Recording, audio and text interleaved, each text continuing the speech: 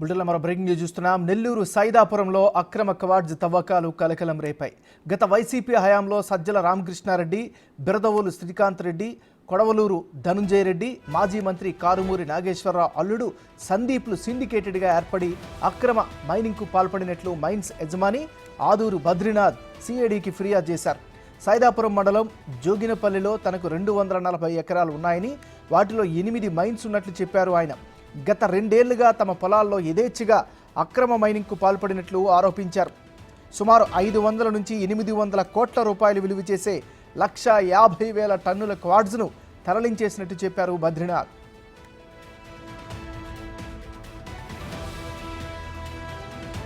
తాము అడిగితే కేసులు పెడతామని బెదిరించారని, మైనింగ్ అధికారులకు ఫిర్యాదు చేసినా పట్టించుకోలేదని తెలిపారు. హైకోర్టులో కేసు వేసిన హైకోర్టు ఆదేశాలను ఉల్లంఘించారని చెప్పారు. ఇవాళ సిఐడికి ఫిర్యాదు చేసినట్లు, విచారణ చేపట్టి తగు చర్యలు తీసుకుంటామని అధికారులు చెప్పినట్లు బద్రీనాథ్ తెలిపారు. నాకు సైదాపురం మండలం జోగిపల్లిలో 240 ఎకరాల పొలం ఉంది. దాని మీద 1,50,000 టన్నులు ఖనిజాన్ని విదేశాలకు తరలిచ్చారు. దాంట్లో కొడవలూరు ధనుంజయ రెడ్డి, బిరుదోల శ్రీకాంత్ రెడ్డి, సజ్జల రామకృష్ణారెడ్డి కొడుకు సజ్జల భార్గవ్, కారుమూరి నాగేశ్వరరావు అల్లుడు సందీపు, వీళ్ళందరూ సిండికేట్గా చేరి మా దాంట్లో 1,50,000 టన్నులు క్వార్ట్జ్ని తరలిచ్చారు. దాని విలువ 550 నుంచి 800 కోట్ల రూపాయలని దోపిడీ చేశారు. ఏది మాకు రెస్పాన్స్ లేదు. ఈరోజు మేము సిఐడి డిఎస్పీ గారిని, నెల్లూరు డిఎస్పీ గారిని కలిసాం. మాకు న్యాయం చేయమని వేడుకున్నాం. ఆయనకి ఒక అర్జీ సమర్పించుకున్నాం. వీటి మీద నేను కోర్టులకి అనేక మార్లు కోర్టులకి ఆర్డర్లు తీసుకొచ్చాం. ఈ ఆర్డర్లను కూడా వాళ్ళు లెక్క చేయలేదు. వాటి మీద కూడా కంటెంప్ట్ కూడా నడుస్తూ ఉంది.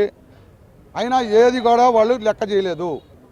అందరికీ మేము రిప్రజెంటేషన్ ఇచ్చాం. కారుమూరి నాగేశ్వరరావు మినిస్టర్ ఉన్నాడు.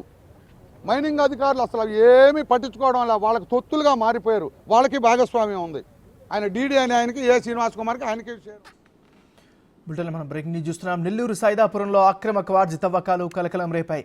గత వైసీపీ హయాంలో సజ్జల రామకృష్ణారెడ్డి, బిరదవోలు శ్రీకాంత్ రెడ్డి, కొడవలూరు ధనుంజయ రెడ్డి, మాజీ మంత్రి కారుమూరి నాగేశ్వరరావు అల్లుడు సందీప్లు సిండికేట్గా ఏర్పడి అక్రమ మైనింగ్కు పాల్పడినట్లు మైన్స్ యజమాని ఆదూరి బద్రీనాథ్ సిఐడికి ఫిర్యాదు చేశారు. ఇక ఇదే అంశానికి సంబంధించి మరింత తాజా సమాచారాన్ని మా రిపోర్టర్ సురేందర్ అందిస్తారు. సురేందర్, చెప్పండి, ఈ కంప్లైంట్ పైన అధికారులు ఎలా స్పందించారు? మీ దగ్గర ఉన్న అప్డేట్స్ ఏంటి?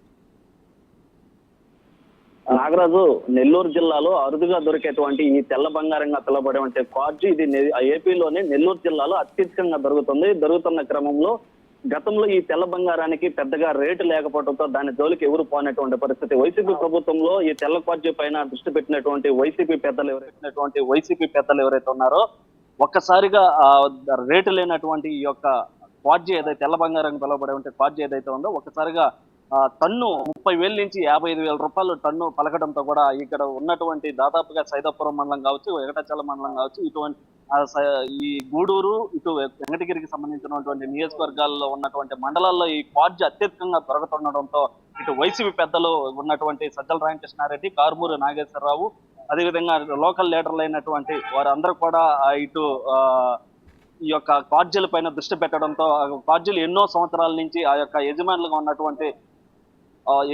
ఉన్నటువంటి వారందరి దగ్గర నుంచి ఆ మైన్స్ లాక్కొని ఆ యొక్క వైసీపీ పెద్దలైతే ఇటు కోట్లు సంపాదించుకున్నట్టుగా కొన్ని కోట్లు ఇతర దేశాలకి, ఇతర రాష్ట్రాలకి తరలి వెళ్ళినట్టుగా కూడా ఇటు ఫిర్యాదులు ఇటు సిఐడి ఆఫీస్కి ఫిర్యాదు చేయడం జరిగింది. అయితే ఈ రోజు తాజాగా 240 ఎకరాల్లో ఈ యొక్క మైన్స్ 9 మైన్స్ ఉంటే ఆ మైన్స్ ని అక్రమంగా ఇటు వైసీపీ పెద్దలు దోపిడీ చేసి ఆ మైన్స్ అంతా తవ్వేశారని కూడా ఇటు సిఐడికి ఫిర్యాదు చేయడం జరిగింది. అయితే దానికి సంబంధించిన రైతు కూడా ఇక్కడ ఉన్నాడు. ఒకసారి మనం ఆయనతో మాట్లాడే ప్రయత్నం కూడా చేద్దాం. సరే, ఏం జరిగింది? సిఐడికి కూడా ఫిర్యాదు చేశారు మీరు మైన్స్ యజమానిగా చెప్తున్నారు, అసలు ఏం జరిగింది ఏంటి? మాది సైదాపురం మండలం జోగిపల్లి గ్రామంలో మాకు 240 ఎకరాల పొలం ఉంది. దాంట్లో పాత మైన్స్ కూడా ఉన్నాయి.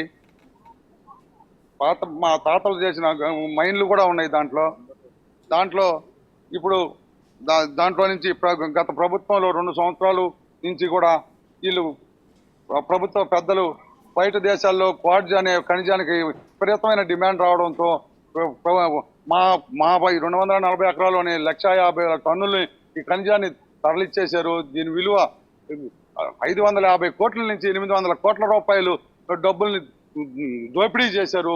జిల్లా మొత్తం మీద కూడా ఒక 8,000 కోట్ల రూపాయలని దోపిడీ పైచీలకే దోపిడీ చేశారు.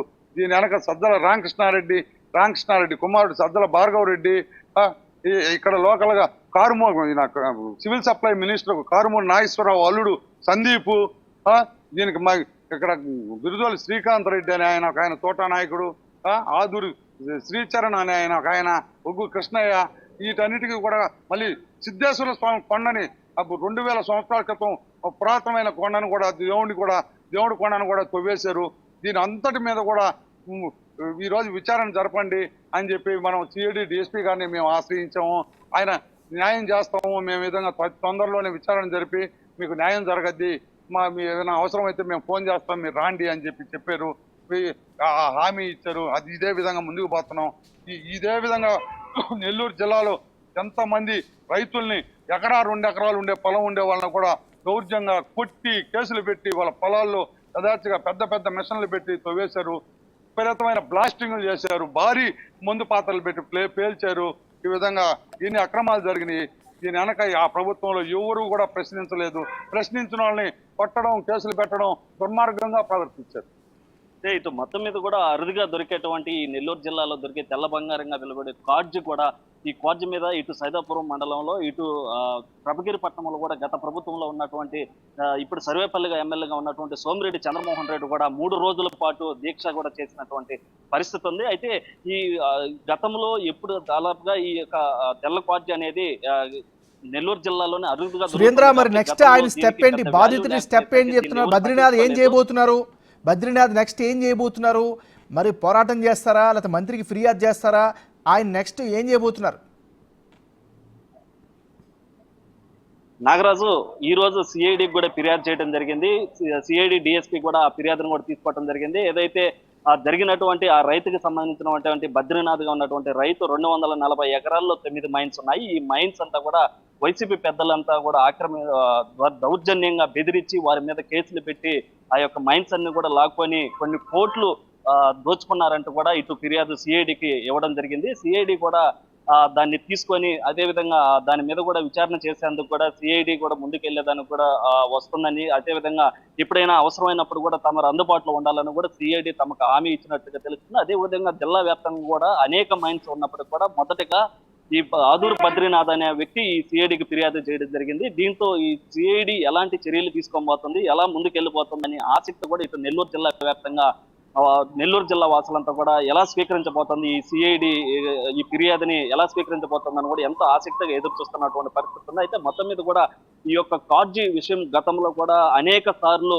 ఇటు వైసీపీ పెద్దలు తమ సొంత యజమానులుగా ఉన్నటువంటి వారిని బెదిరించి వాటికి లైసెన్సులు లేకపోయి రెన్యువల్ అయిపోయినా కానీ పర్మిషన్ లేనటువంటి వాటిని అన్నిటిని కూడా భారీగా దాదాపుగా 100 నుంచి 120-150 అడుగులు తవ్వేసి మందు పాత్రలు పెట్టి అక్కడ ఉన్నటువంటి చుట్టుపక్కల ప్రాంతాల్లో ఉన్నటువంటి కూడా వారందరినీ కూడా భయభ్రాంతులకు గురి చేసి ఈ యొక్క కార్జినంతా కూడా ఇతర దేశాలకి తరలించినటువంటి పరిస్థితి గతంలో కూడా మనం చూసాము. అయితే దాని మీద కూడా ఈ ప్రభుత్వం ఎలాంటి స్పందన లేదు. అయితే ఈ రోజు ప్రభుత్వం మారటంతో కూడా అక్కడ ఉన్నటువంటి ఎవరైతే బాధితులు ఉన్నారో వారందరూ ఈ యొక్క కార్జికి సంబంధించినటువంటి ఫిర్యాదులు కూడా ఇంకా వెల్లువెత్తే అవకాశం ఉంది. ఎందుకనంటే ప్రభుత్వం మారింది కాబట్టి ఈ ప్రభుత్వంలో అయినా తమకు న్యాయం జరుగుతుందని, తమ మైన్స్ తమకు వస్తాయని చెప్పి రైతులు కూడా ఎంతో ఆశగా ఎదురు చూస్తున్నటువంటి పరిస్థితి ఉంది. ఈ కోణంలో మొదటగా ఈ ఆదూరు బద్రీనాథ్ అనే వ్యక్తి మొదటగా సిఐడి డిఎస్పీకి కూడా ఫిర్యాదు చేయడం జరిగింది. అయితే సిఐడి కూడా స్పందించి దానిపైన విచారణ కూడా చేపడతామని చెప్పారు. అయితే ఈ విచారణ ఏ విధంగా ఉండబోతుంది, దీంట్లో లోకల్ గా ఉన్నటువంటి వారు ఎవరెవరు ఉన్నారు, ఆ లోకల్ గా ఉన్నటువంటి వారిపైన ఎలాంటి యాక్షన్ తీసుకోబోతుంది, అదేవిధంగా వైసీపీ పెద్దలుగా ఉన్నటువంటి సజ్జల రామకృష్ణారెడ్డి కావచ్చు, ఇటు కారుమూరి మాజీ సివిల్ సప్లై మంత్రి అల్లుడు సందీప్, అదేవిధంగా లోకల్ గా ఉన్నటువంటి బిరుదోలు శ్రీకాంత్ రెడ్డి, కొడవలూరు ధనంజయ రెడ్డి, ఇంకా లోకల్ గా అక్కడ ఎవరెవరు తోటా నాయకులు ఎవరెవరైతే ఉన్నారో వారందరిపైన ఎలాంటి యాక్షన్ తీసుకోబోతుంది, ఎలా ముందుకెళ్ళిపోతుందని ఇటు ఆసక్తిగా ఎదురు చూస్తున్నటువంటి వాతావరణం. అయితే ఇంకా కూడా మైన్స్ చాలా ఉన్న క్రమంలో వారందరూ మైన్స్ కూడా గతంలో ప్రభగిరిపట్నం వద్ద ఒక మైన్స్ వద్ద అయితే మనం అక్కడ గ్రౌండ్ రిపోర్ట్ కూడా చేయడం జరిగింది. ఆ గ్రౌండ్ రిపోర్ట్ లో కూడా అనేక నిజాలు బయటపడ్డాయి. అక్కడ సోమిరెడ్డి చంద్రమోహన్ రెడ్డి 3 రోజుల పాటు దీక్ష చేసి ఆ దీక్షను భగ్నం చేసి ఓకే. కూడా హిజ్రాలను పంపించి ఆ యొక్క దీక్షను కూడా భగ్నం చేస్తున్నటువంటి వాతావరణం. అయితే ఏది ఏమైనప్పుడు కూడా ఇటు నెల్లూరు జిల్లాలో మాత్రమే దొరికే ఈ యొక్క క్వాడ్జి తెల్ల బంగారంగా పిలువబడి ఈ యొక్క క్వాడ్జి కూడా ఇది ఎక్కువగా మెడిసిన్ కి ఇటు Right. బెంగళూరు, చెన్నై వంటి రాష్ట్రాల్లో ఇవి మెడిసిన్ కి ఉపయోగిస్తుంటారు కాబట్టి దీనికి భారీగా రేటు రావడంతో గత ప్రభుత్వంలో దీన్ని టన్ను 30,000 నుంచి 50,000 రూపాయలకు అమ్ముకున్నారని కూడా ఇటు రైతులు ఆరోపిస్తున్నారు. అయితే ఇప్పుడు వారికి సంబంధించినటువంటి యజమానులు తమ మైన్స్ Okay, right. అప్పగించాలని కూడా ఇటు హైకోర్టు కూడా వెళ్ళేటువంటి పరిస్థితి కూడా ఉంది Nagaraju. Right, thank you Surender.